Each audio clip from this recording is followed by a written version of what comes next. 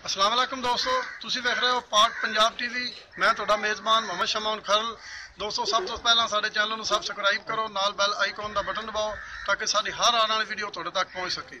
दोस्तों, अज मैं तुहाडे वास्ते एक बेहतरीन मच दी लैके वीडियो हाज़र होया। उम्मीद है कि तुहानूं पसंद आवेगी। आओ कैमरामैन साहब जरा दिखाओ।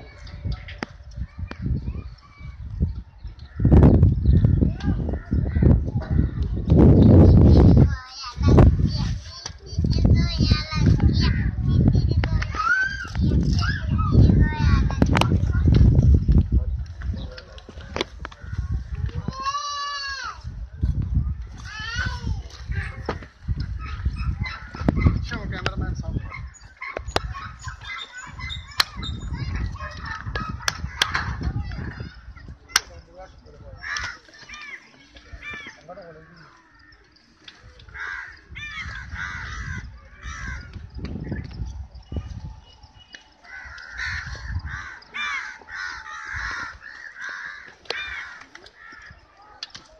मझ ठीक हैगी। वैसे बस थोड़े जे सिंह खुले ने। मझ बिल्कुल चंगी है, सोहनी है, चिट्टियां अखां दी है।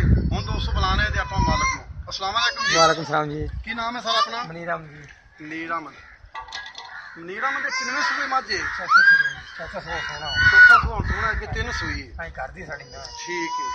ते ये जेड़ा हुण किन्ने क दिन लैंदी है इस टाइम? ये 10 दिन लगेगा। 10 दिन लै 10 दिन जाएगी। लगेगा। इन्ना मतलब इन्हां 8-10 दिनां दे विच चड्डा बनाना है। अंडे से वखना है। चला बनाना है। ठीक है। ते एक टाइम दा किन्ना दुध देंदा? पिछले सूबे दा चोंदे रह जे 8 किलो कटिंग छाड़ के। कट्टे छड़ के 8 किलो। इन्ना मतलब 16 किलो दुध मझ थले हैगा।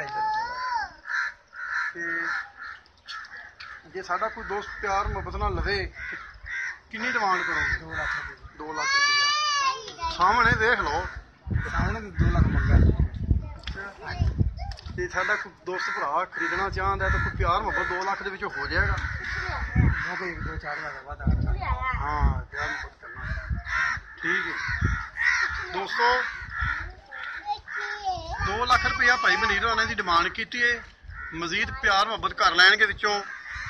जे साडे भरा ने खरीदनी है, साडा नंबर लग्या डिस्क्रिप्शन दे विच 0304 3099 539। मिलने अगली वीडियो ते। अल्लाह हाफिज।